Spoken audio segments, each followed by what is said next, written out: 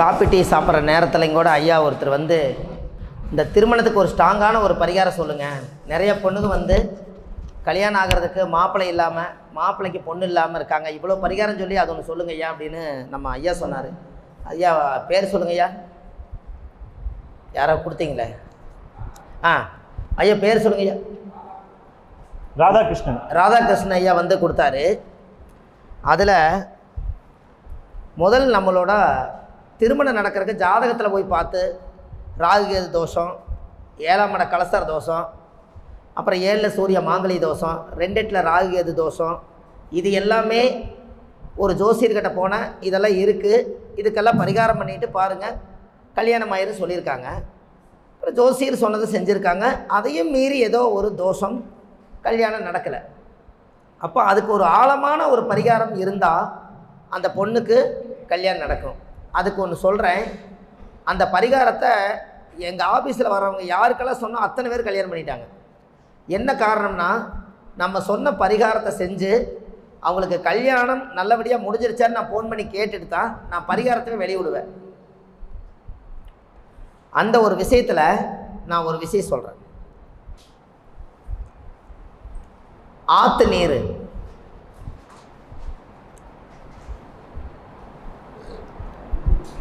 ஊற்று நீர், பனி நீர், பனி நீர், பனி மரத்தில் இருக்கிறத ஆட்டினீங்கன்னா தண்ணி வரும். பனி நீர், கடல் நீர், மழை நீர், இந்த பஞ்ச நீர் இருக்காங்க ஐயா. ஆற்று நீர், ஊற்று நீர், பனி நீர், கடல் நீர், மழை நீர். எத்தனை நீர் ஆச்சுங்கம்மா? வெரி குட், கொடுங்க. இப்போ பாருங்கள், இந்த 5 நீரையும் கொண்டு வந்து என்னைக்காவது ஒரு நாள் சேகரிச்சிருங்க. மாப்பிள்ளையாக இருந்தால் 7ஆம் இடம் இருப்பாங்க ஐயா கல்யாணம். அந்த 7ஆம் அதிபதி நின்ற நட்சத்திரம் உங்களுக்கு தெரியுமா? எடுத்துருவீங்களா? ஒரு 7ஆம் இடம் கல்யாணம், 7ஆம் அதிபதி நின்ற நட்சத்திரம் அன்னைக்கு அந்த பனி நீர், ஆற்று நீர், ஊற்று நீர், கடல் நீர், மழை நீர், இதை எல்லாம் சேகரித்து வச்சு சோப்பு போடாமல், ஆண்டவனே இந்த பஞ்சபூத சக்தியை என் உடம்புக்குள்ளே கொண்டு போகிறேன். முன்னோர்கள் அந்த காலத்தில் எத்தச்சோடு கர்மவினை செஞ்சிருந்தாலும் இந்த பஞ்சபூத நதியினால் என்னோட உடம்புல இருக்கிற தோஷம் நீங்கி எனக்கு கல்யாணம் நடக்கணும்னு சொல்லி இதை முதல்ல குளிச்சிருங்க. இதை குளிச்சுட்டு குலதெய்வம் கோயிலில் போய் சுவாமிக்கு தேங்காய் பழம், பூமாலை, கல்கண்டு வாங்கி அர்ச்சனை பண்ணி உங்கள் ஜாதகத்தை சாமி பாதத்தில் வச்சு சகஸ்ரநாம பூஜை 1008 தடவை பூஜை பண்ணி அதுக்கு தீபம் காமிச்சிங்கன்னா அந்த குடும்பத்துக்குள்ள கல்யாணம் சீக்கிரமாக கூடிடும். நீங்கள் எழுதுனதுனால உங்களுக்கு ஒரு சிறப்பு.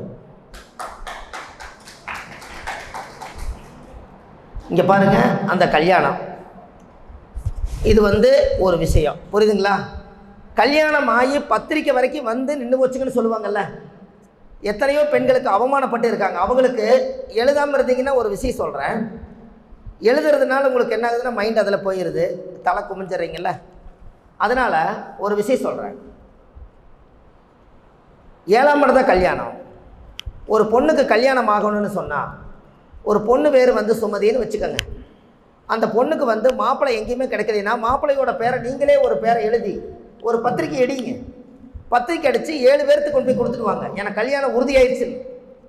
அப்புறம் 7 நாள் கிளம்பிச்சு பூஜை போட்டு சாமியெல்லாம் கும்பிட்டு அந்த பொண்ணோட கழுத்தில் ஒரு மாலை போட்டு ஒரு புடவை வாங்கி புது புடவை கட்டி அந்த கல்யாண தேதி எனக்கு இன்றைக்கி தான் அப்படின்னு அந்த பையனோட பேரை படித்து அந்த நிகழும் சுபநமஸ்து மங்களகரமான தூய தமிழ் ஆவணி மாதம் 17ஆம் தேதி வெள்ளிக்கிழமை அதிகாலையில் எனக்கு முகூர்த்த நாள் அப்படின்னு இந்த பொண்ணை படிக்க சொல்லி இந்த மாப்பிள்ளையோட, இந்த பத்திரிக்கையில் இருக்கிற மாப்பிள்ளையோட கல்யாணம் எனக்கு வேண்டான்னு அந்த பத்திரிக்கை கிழித்து ஓடும் நதியில் விட்டுட்டு அந்த மாலை கழட்டி விட்டுட்டு அந்த நதி புடவை எல்லாமே அங்கேயே கழட்டி மாற்றிட்டு அந்த கோயிலில் விளக்கு போட்டு சாமி கும்பிட்டு வர சொல்லுங்கள்.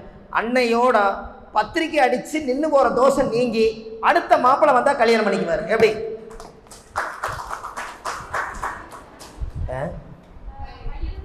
எல்லாத்துக்கும் ஒன்று தான். அதாவது ஒரு பத்திரிக்கை அடித்து 5 லட்ச ரூபா செலவு பண்ணி மாப்பிள்ளை பொண்ணு சம்மதிச்சு திடீர்னு ஒரு பிரச்சனைனால வேண்டான்னு சொல்லி சமுதாயத்துக்கு ஒரு கெட்ட பேர் எடுக்கிறதுக்கு பதிலாக ஒரு 7 பத்திரிக்கையிலேயே கொண்டு போய் நதியில் விட்டு போட்டு அடுத்து வர்ற கல்யாணத்தை முடிச்சிருங்க. ஐயா முதல் தடை நீக்கிருங்கிற. புரிஞ்சுங்களா உங்களுக்கு? இந்த தோஷத்தை நீங்கள் சுத்தப்படுத்தினா, இது ஒரு சில பேர்த்துக்கு சொல்லி அவங்களுக்கு கல்யாணம் நடந்திருக்குது. ஏன் அப்படின்னா, அந்த போட்ட பேர் யாரோ ஒருத்தருடைய பேரை போட்டிருப்பீங்க. அந்த பேர் வந்து உங்கள் வாழ்க்கையில் அந்த முன்னோர்கள் அந்த காலத்தில் நம்மளுக்கு தடை பண்ணுறக்காக போட்ட பேர் தான் அது. இப்போ கல்யாணம் நடக்காமல் இருக்கிறவங்களுக்கெல்லாம் ஒரு விஷயம் சொல்கிறேங்க. அவங்க அப்பா, அவங்க அம்மா, அவங்க தாத்தா பாட்டி யாரோ ஒருத்தர் ஒரு கல்யாணத்தை, திருமணம் அவங்க பாட்டுக்கு பண்ணக்கூடிய திருமணத்தை இவங்க வாளின்றிய சொல்லி கொடுத்து அது போய் கல்யாணம் நின்று இருந்தால் நம்ம உள்ளக்கு கல்யாண தோஷம் வந்தே தீரும். எப்படி?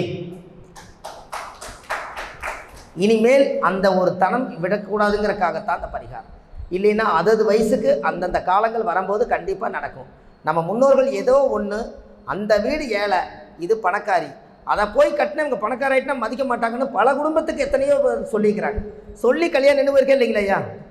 அந்த தோஷமெல்லாம் வரக்கூடாதுங்கிறக்காகத்தான் இனிமேல் தன் பிள்ளைக்கு மட்டும் பரிகாரம் செய்தால் அது நல்லாயிருக்கும். அது நீங்கள் கண்டிப்பாக அந்த பத்திரிக்கை அடித்து நின்று போகிறதுக்கு பதிலால் அந்த மாலை போட்டு அந்த கோயிலில் போய் விளக்கு போட்டு சாயம் போடணுமோ அதை செஞ்சுட்டு வாங்க. அது கண்டிப்பாக நடக்கும். அதே போல் ஒரு விஷயம் சொல்கிறேங்க. குழந்தை கரு உருவாக மாட்டேதுன்னு சொன்னாங்க இல்லைங்களா? பெரியாஸ்பத்திரியில் பிரசவ வார்டுக்கு வந்து பெண்கள் போனாங்கன்னா 10 குழந்தை ஒரே நாள் பார்த்துட்டு வந்தாங்கன்னா அவங்களுக்கு கரு உருவாயிடும். புரியலிங்களாம்மா? பிரசவ வார்டில் குழந்தை பிறந்திருக்கும், இவங்களுக்கு குழந்தை நின்று போகும், நடக்காது. பிரசவ வார்டுக்குள்ளே போய் 10 குழந்தை கையில் வச்சுருப்பாங்க. அந்த குழந்தைகளை பூரா இவங்க பார்த்துட்டு வந்தாங்கன்னா இவங்களுடைய உடம்புல குழந்தை கிடைக்கும். இது நீங்கள் ஒரு முறை யாராவது குழந்தை இல்லைன்னு தெரிஞ்சவங்க அதுக்குள்ளே போய் எல்லா குழந்தையும் பார்த்துட்டு வர சொல்லுங்கள். அது இதை விட சௌரியம்.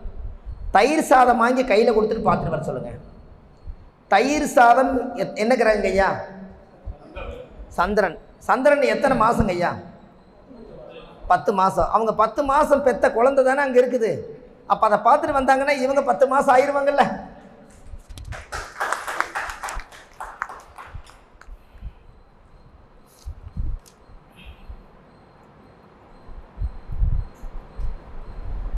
அப்போது இந்த ஒரு விஷயம் ஒரு எதிர்பாராத விஷயங்கள். அப்போது ஒரு விஷயத்தை அம்மாவும் பிள்ளைக்கும் சண்டை வந்தது அடிக்கடி. இது நடக்குதுங்களா நிறையா? ஏன்னா அம்மா பையன் மேலே பாசமாக இருப்பாங்க, பையன் அம்மா மேலே பாசமாக இருப்பாங்க, புள்ள வந்து அப்பா மேலே பாசமாக இருப்பாங்க. கரெக்டுங்களா ஐயா? அப்போ ஒரு வீட்டுக்குள்ளே அவங்க கல்யாணம் பண்ணி அந்த பிள்ளை தாடுறதுக்குள்ளே பெத்த தாயை தொட்டது ஒன்றுக்கு சண்டை. அந்த அம்மா கல்யாணம் பண்ணி போனால் போதுன்னு தாயே வெறுத்து போயிடும். இந்த பிரச்சனை ஒரு சில இடத்துல நடக்குதா இல்லைங்களா? கேட்குற கேள்விக்கு பதில் சொல்ல முடியல சாமி, ரொம்ப படிச்சுட்டா, என்னால் பேச முடியல, நெஞ்செல்லாம் வலிக்குது, இப்படியெல்லாம் சொல்லுவாங்க. இவங்களுக்கு அம்மாவும் பிள்ளையும் வேற்றுமை இல்லாமல் கல்யாணம் பண்ணி புள்ள கல்யாணம் பண்ணி நல்ல விதமாக போகிறதுக்கு ஒரு பரிகாரம் சொல்கிறேன். எழுதாமல் இருந்தீங்கன்னா சொல்கிறேன். எழுதுனீங்கன்னா தான் உங்களுக்கு நீங்களே பரிகாரம் சொல்லிட்டேனே. ஐயா, குஞ்சத்தா கோழி கேள்விப்பட்டுக்கிறீங்களா?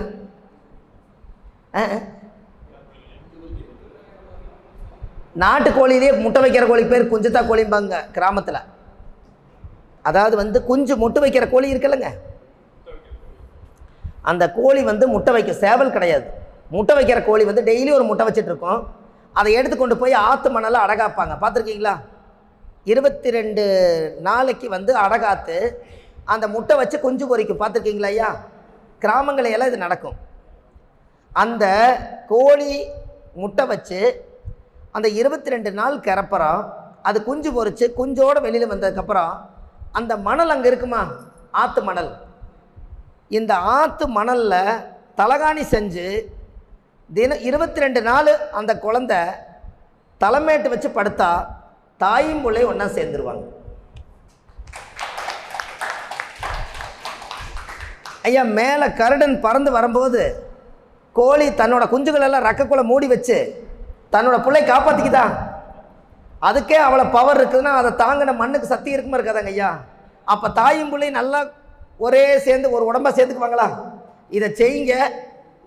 5 விஷயம் கூட இல்லை, பரிகாரம் செஞ்சுக்குங்க. ஐயா, புரியல உங்களுக்கு? யோசிக்கிறது பார்த்தா என்ன சொல்கிறீங்க? புரியுதுங்களாம்மா? அந்த மணல் 22 நாள். அது ஏன் 22 நாள்? ஒரு ஹீட்டு உருவாகி ஒரு குஞ்சு வெளியில் வரக்கு 22 டிகிரி, அந்த 22 டெம்பரேச்சர் வந்தால் தான் ஒரு குழந்தை வெளியில் வரும் அந்த குஞ்சு. அவ்வளோ பவர் ஆற்று மணலில் இருக்குது. அந்த ஆற்று மணல் வந்து தலைமேட்டில் வச்சு படுத்தால் குழந்தையும் உருவாகிறதுக்கு அதுதான் பரிகாரம், தாயும் பிள்ளையும் சேர்றதுக்கு அதுதான் பரிகாரம். இது சரியான பரிகாரம். 100 பேர் இதை செஞ்சுட்டாங்க, கமெண்ட்ஸில் போட்டிருக்காங்க. இது நீங்கள் செய்யுங்க ஐயா. இதெல்லாம் வந்து தேட கிடைக்காத செல்வம்னு சொல்லுவாங்கல்லங்க, அதுபோல் இந்த பரிகாரமெல்லாம் இப்படியெல்லாம் அந்த காலத்தில் வாழ்ந்த இடத்துல போய் நினைவாக நினச்சி பார்க்குற மாதிரி பரிகாரங்கள் இதெல்லாம் நீங்கள் செய்யுங்க. உணர்வு பூர்வமாக இருக்கா இல்லையா உங்களுக்கு? எனக்கு ஐயா உணர்வு பூர்வமாக இருக்கு. சரி, இப்போது ஒரு முன்னோர்களுக்கு ஒரு கர்ம பரிகாரம் ஒன்று உங்களுக்கு சொல்லான்ட்டு இருக்கேன். அது 10 நிமிஷம் டைம் எடுக்கும். இது நீங்கள் பொறுமையாக இதை நீங்கள் கேட்கணும். அந்த பரிகாரம் தான் ரொம்ப சுவையான பரிகாரம். அப்போ முன்னோர்கள் இப்படியெல்லாம் நம்ம வாழ்ந்தாங்களா அப்படிங்கிற ஒரு விஷயத்தை நீங்கள் தெரிஞ்சுக்கலாம். புரியுதுங்களா ஐயா? இப்போது பிண்டம் கொடுக்கறது எத்தனை பிண்டம் கொடுப்பீங்க ஐயா?